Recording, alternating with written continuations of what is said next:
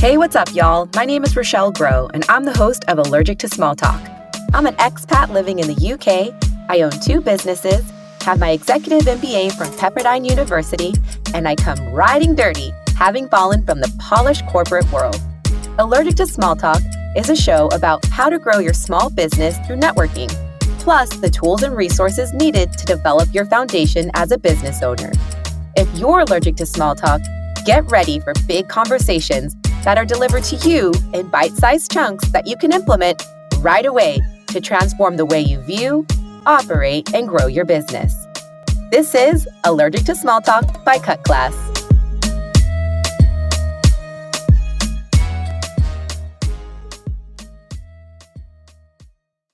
Grow a business, grow your business. How to grow a business.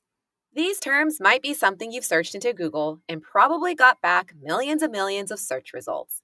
In this episode, you're going to learn what it means to truly grow your business, plus how to do it.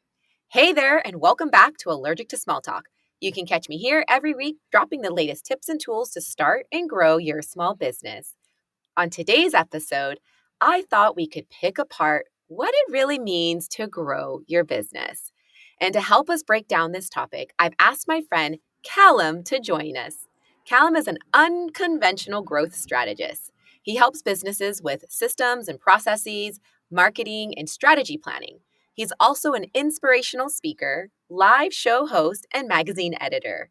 On top of being an unconventional growth strategist, he brings a lot of energy and fun to any conversation, so I know we're going to have a good time with him today. Kallum, welcome to the show. Hello, thank you for having me. As many of you know, our team at Cut Class is passionate about helping people transition from their 9-to-5 to building a business that they love. Why? Well, I'm glad you asked. I remember climbing the corporate ladder, getting my executive MBA, and making great money and driving a fancy car. But at the end of the day, I was frustrated and miserable because I was doing everything that I thought I was supposed to be doing to hit success. It wasn't until I completely unplugged from what the world always told me would make me happy that I was able to find my genius zone and turn it into a business.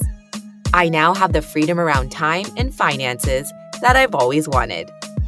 So if you're in a similar situation where you're in a 9-to-5 that's frustrating and unfulfilling, and you're thinking about starting a business so you can control your time and finances, then let's hop on a call and let's talk about creating your new future.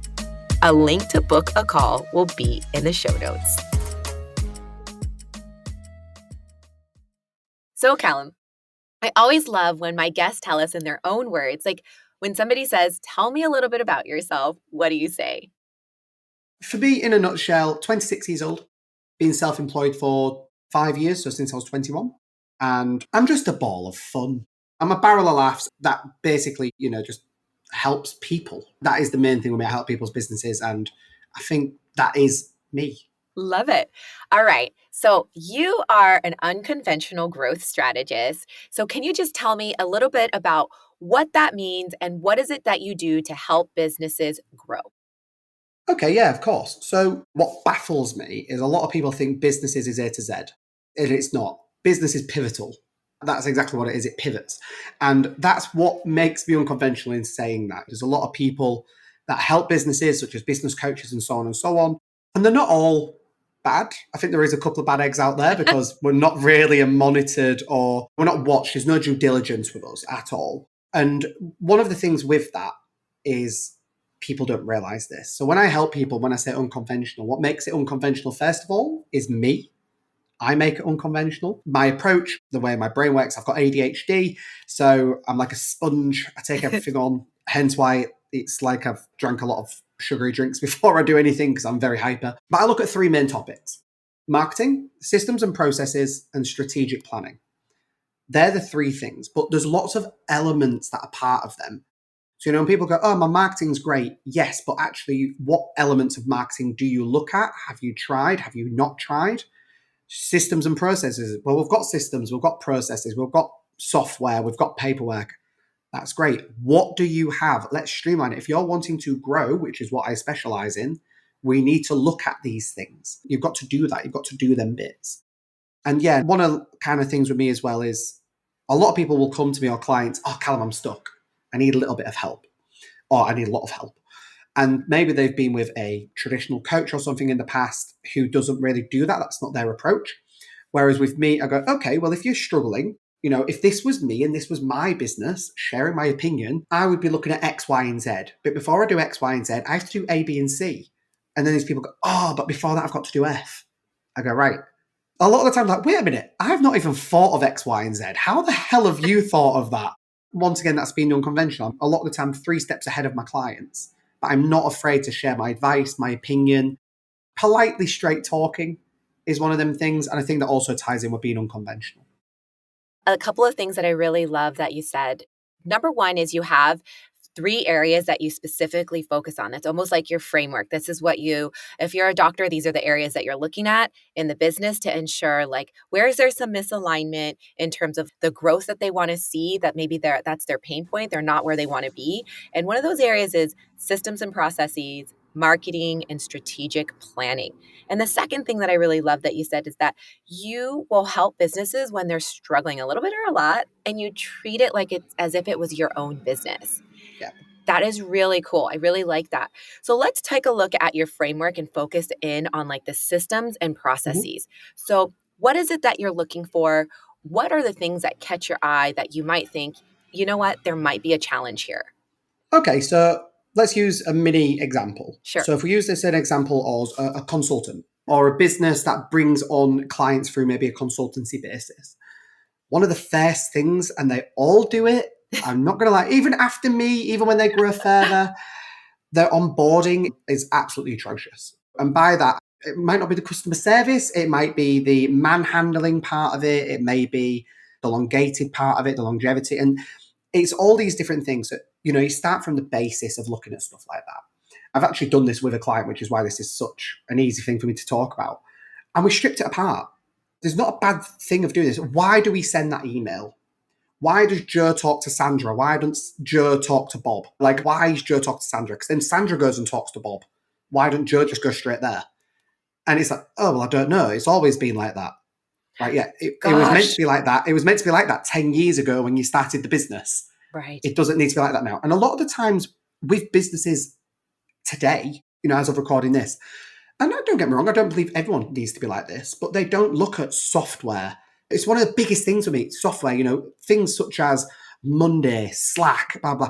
Communication is such a big, to be fair, communication is probably also one of my foundations of working with people.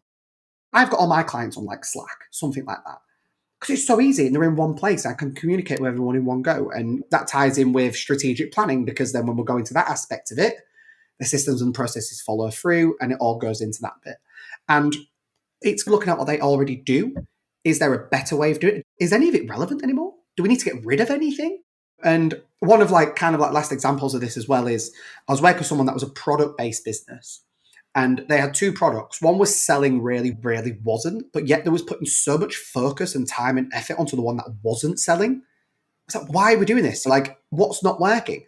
And it turned out, first of all, I know you said systems and processes. Let's look at the marketing of the one doing well. But then let's look at the systems and processes, how we can point them people with a funnel, with a lead magnet, to the one that's not doing well. You're missing an arrow out here. You're missing a path here. And it's looking at them different things. That's awesome. I really love that you definitely take a look at those foundational pieces that really make a business tick over. And this is especially important for people that are first-time business owners and maybe even seasoned business owners. And the reason why I say this is because sometimes they've come from a traditional 9-to-5 job where the systems and processes were in place for them. They didn't have to think about how to do payroll. They didn't have to think about how customers were onboarded. They didn't have to think about that entire ecosystem that makes a business run. And so it's only until their challenge comes into play when they start their business, or if there's a really big pain point, meaning a customer's super upset because their user experience was just not great. I think it's really great because small business owners need to create those processes and systems that were actually created for them in that 9 to 5 that they were in previous to starting their business. So I think that is spot on. And I love the softwares that you mentioned, Monday and Slack. I am a huge, huge advocate for Monday. I live and die by it. It literally was down for an hour yesterday. I was pissed off about it. Let's not please talk about that. Yes, let's not. But anyway, carry on. Sorry. Yeah. So I do love that you take a look at that portion of the business. So for the listeners that are out there, you guys will always know I'm always going to be banging on about systems and processes. Make sure that you have these foundational pieces in your business so you don't have myself or Kallum yelling at you to get it done. All right, so let's move on. You started talking about the marketing portion of what you dive into. So let's start moving into that section. Yep. Okay. So what's the obvious first thing that people do when it comes to marketing? Website, social media. Two very obvious first things because they are easy. Yes. To set up, to start, to get done. A website or a marketing, that's great. You've made one. Now you need to look at your SEO, your alt text, your geotagging. You need to look at all these different things when it comes to your website. And it's I've made a website, and then I go once again, like what's the nitty gritty of it? You've made your social media, you've made your Facebook, you've made your Instagram, you've made LinkedIn, you've made your TikTok. You've made all of them. You've made your Pinterest, which is still, I personally believe, is so underused. Yes, but, agreed. Like so underused. But you use all these different things, and I go once again, right, you've made a Facebook page. What's it for? Made a Facebook group. What's it for? You've made an Instagram account. What's it for? You made a Twitter. What's it for? And I pick one at a time. I don't want to use the word master it, but crack it for me. I'm like, I'm going to put focus into. I've cracked Facebook. I've been on Facebook all my life. So I didn't really need to figure that out. It was just a little bit of trial and error. 2 keywords there, trial and error. And then LinkedIn was one of my other ones. But actually, a lot of people currently, especially product-based businesses, do well on TikTok. Yes. But then it's figuring these out. I do want to point out, as of last week, I officially don't have Facebook on my phone anymore. Oh, wow. Because I don't want it to be one of my focuses. I want to get used to Twitter now. So I want to start endlessly scrolling on Twitter. I want to start getting the connections and following the right people on Twitter for me. Because that's how I can put my focus on it. Social media websites are obvious. Lead magnets, funnels. I will keep screaming the word funnels to people. For anyone listening that doesn't know what a funnel is, 2 ways you can do this. You can Google it, or you can literally, if you imagine a funnel, you can drop a customer in at the top.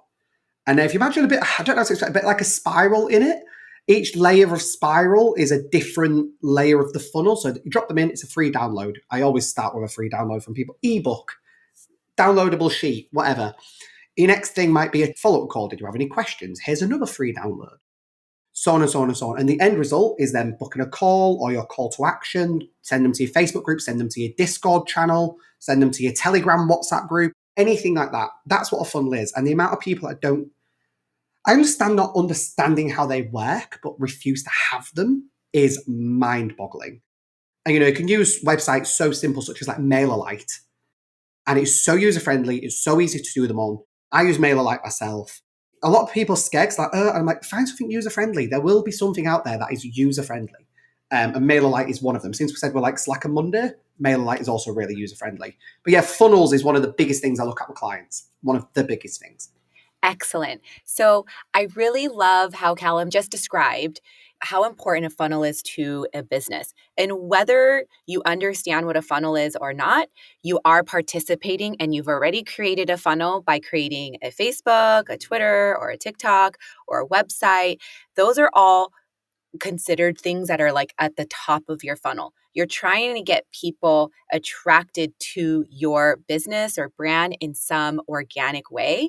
And what he's saying is then, when they start to connect with you, how are you getting them into your web? How are you actually getting them in the funnel? And you mentioned a lead magnet, which is a free download. He mentioned an ebook. You could also do a quiz. You can do a PDF download. You can do a free podcast episode, a bonus YouTube video, whatever it is. The point is that you're giving that person value for free for interacting with you and your brand, with the hopes that they start moving down the funnel with a phone call, perhaps. Yeah. And as a small business owner, it is very important to understand what a funnel is and what elements of your business are actually contributing to that funnel to generate business. Yeah, you're completely right. And, an easy one with just saying using social media as an example, a Facebook or Instagram advert is a funnel. That's the best way for me to explain it in, simplest terms, because that you've done an advert, it says order now, buy now, check out the link, go to my website. You've started the funnel process. You've sent them there. And it also ties in with call to actions and so on. You've sent them to your website where you want them. And now part of a funnel is, because it's not an obviously built one, is now what do you want them to do? Yes. Then when they've done that, now what do you want them to do? You sent them to your website. Is it to get 10% off their first order? They've signed up for that. Now have they actually ordered? How do you get them to then place an order? Now they've placed an order. Now what do they get? Do they get something else? Do they get something else? And it ties back in as well, really, with that kind of onboarding process that I touched on. Yeah. An onboarding process can be a funnel. So yeah, no, in simplest terms, a Facebook or Instagram advert is the start of a very basic funnel. Love it. Love that. Okay, great. So we've touched on systems and processes. We touched on marketing. And before we move on to strategic planning, in the marketing realm, you also touched on another system or software app, whatever you want to call it, called MailerLite. And so when somebody does download a lead magnet or your freebie, you typically want to send them somewhere. When Kallum mentioned MailerLite, that's an email service provider, and there's tons of ESPs out there. There's MailChimp, there's Kajabi's built in, there's ConvertKit, there's ActiveCampaign, there's so many. But the point is, again, is to keep them in your funnel by giving them that free download and helping them join your newsletter that hopefully you're sending out every week or every month or consistently, whenever you send it out. But that is a point of your lead magnet, is to get them into your web so they can purchase more products, purchase a service, etc. A really good one, actually, off the top of my head, for anyone listening. Here's an idea you can have. Maybe what you do, maybe you specialize in IT. And IT is always updating, it's always evolving, it's always changing. Get them to get on your mailer list for this newsletter or something, for updates once a month, once a week, once a fortnight, for updates on what's going on in IT. So does your laptop, I believe a couple of weeks ago, go Google Chrome if you use it like I do, had a bit of a security breach, and they sent a message to everyone to update their Google. And that's very simple to something you could have put in your newsletter for someone that was in your funnel. And, it's all these little things and things updating. If people are a bit of a tech nerd, are they into Apple products? Do they know when the next Apple Expo is? That's something for your newsletter. There's all this freebies, free information, these golden nuggets, as I call them. They can put into it. They're in your funnel. You've got them. They're hooked because they don't need to look. You've made life easy. You've solved a problem or an issue just from one simple email. Love that. Love it. All right. So let's move into strategic planning. This is going to be lots of fun. So we're ticking off systems and processes. Marketing's working. Let's dive into the strategic planning portion. And what are we taking a look at here? Do you know, that is such a good question? What are we taking a look at? What are we actually looking at? And that is such a key point for people because, people set up a business. You see this all the time in the UK on like Dragon's Den. In America, Australia, you might see it on like Shark Tank. And they get asked, what is the plan? Where are you going? I don't really know. So it's really one of them things. And we don't really know where we're going with the strategic planning. So, right, what's the plan? What's the vision? First of all, and I always start to people, where do you want to be? Let's start there. Let's start at the end. Where do you want to be? For a lot of SMEs, one-man bands, a lot of the time is financial that they answer this question. But I'm like, no, where do you want do you want the business to be? Once again, looking at growth, what's the next stage of growth for you? We need to look at that first, in my personal opinion, because then we can work backwards. Whereas a lot of people work from the beginning, but they don't know where they're planning to. And in my personal opinion, that's where they go wrong. One of my clients, they said they want 5 offices in the UK. I went, right, where do you want them 5 offices? We need to figure that bit out first, because then actually going back to the marketing, we need to look at the marketing aspect within the strategic plan for them areas for you to launch the offices in that area. So, we need to tie that bit in. Have you got the right team on board? Do we need to fire anyone? That might be part of the plan. That's strategic, because planning them is strategy. Actually, no, they're not great for the company anymore. I love John. John's been here for 10 years, but time for him to go. So the plan for me, also known as road mapping, that's a good way I look at things, because I like to simplify things. I do like to simplify them. We can do them on as many spreadsheets or whatever it is you want. I like simplifying things. For me, the way I do it is where you want to be, what you need to do to get there, what you need to get there, What you need to do and what you need is very different, because one is tools, assets. The other one is what actual workmanship do you need to put in? What effort do you need to put in to get there? And then start from there and then look at that. And I work with clients a lot of this on, very simply 30, 60, 90-day planning. Plan for 30 days, but what in the 30 days is going to achieve in the 60 days? What does it lead on to? It's not 3 separate projects. The 3 months is one project. Whatever you do in the 30 days helps the 60 days. Whatever you do in the 60 and 30 days helps the 90 days, which at the end of that, you should have an end result of something. And that end result may lead then into the next 30, 60, 90 days. And it's going from that. And I work in lots of different ways depending on the client. Overall, that's roughly the structure. That's awesome. I really like the fact that you do a work back. Like, you really find what is that endpoint and what are all those milestones, all the projects and those tasks that actually need to take place in order to get to that big goal at the end. And I really love that you also tie the type of people that you're going to need in order to make that happen, the specific tools that you might need to have in place to make it happen, as well as the assets. And most importantly, you put a timeline to everything that you're doing, the 30, 60, and 90. That is really great because you have to give something structure in order for it to actually get moving and to make it real. And when you add time to it, it actually makes it more realistic for people to achieve. Yeah, and road mapping, the way I try to explain it is, you wouldn't just get in your car and drive with no clue where you're going. I'm going away today. Where you going? I don't know. Like, you'd have some rough idea. Once again, rough idea of, I might go there, might stop at McDonald's on the way, might do this, might do. Once again, you've got the milestones, you've got the things that you're looking at, which is why I say road mapping it's a simple way of doing it. It doesn't have to be complicated. It's going to be hard work, understand that bit, but it doesn't have to be complicated in the planning. Love it. Kallum, I really enjoyed having you on the show today to talk about your unconventional growth strategy that you use with businesses. And I really learned a lot about systems and processes, marketing and strategic planning. Is there anything else that you would like to leave the guests with before you go? Okay, yes. So me and you met through networking, didn't Yes. you? And I told you this, obviously, when we spoke before coming on the show. I'm a prolific networker. Like I said, as of recording this, I'm 26. I've done networking for the last 5 years, and I've been in business for 5 years. So I've networked altogether. I'll admit I've networked successfully and unsuccessfully. I've put a lot of time in the wrong places. I did it wrong to begin with, but what's the problem in that? I learned a lot. And I now do a bit of networking. I don't want to say coaching, kind of training, education. I speak to a lot of university students about networking and how every day is networking, no matter what, even if it's not in business. And one of the things I said to you, wasn't it, Rochelle? I said, when I tell these people, I break the word network into 2 separate words. Net is in profit, and work is in you've got to work at it. If you want the net part, you've got to work at the work part. And that's where you get network. And when you start getting clients, this is really cheesy, but then it becomes networking because it's working. But you've got to put the work in to get that net part.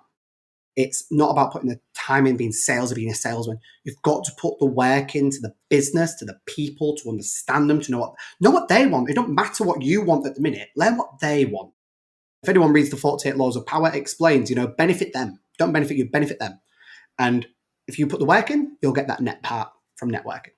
I love it. Thank you so much for dropping that in, because I was like, I can't forget that. I love it. That's so great. I really love how you broke down networking. So you guys, I really hope you enjoyed this episode with Kallum. He's such a powerhouse. He drops so many knowledge bombs on today's show. And if you want to get in touch with him, Kallum, where can they find you? Find me on LinkedIn. Kallum with a K Nicholson. Simple as that. Find me on LinkedIn. Okay, awesome. Kallum, thank you so much for coming on the show today. It's been a blast, and I cannot wait to share this episode with my audience. Thank you so much for tuning into this episode. Allergic to Small Talk is a production of Cut Class, a place where you can access me, Rochelle Grow, and Leslie Levito. We teach the world how to start and grow businesses without a formal classroom. Executively produced by me, Rochelle Grow, and Cut Class. Creative direction by Sho Kazanjian. Audio editor and producer Tom McGeoch, and music is by Fami Kaira. If you'd like to access more free resources, check out our sister podcast, Out to Launch. hosted by Cut Class's co-founder, Leslie Levito. She teaches people how to ditch their 9 to 5 to start their own business. See ya!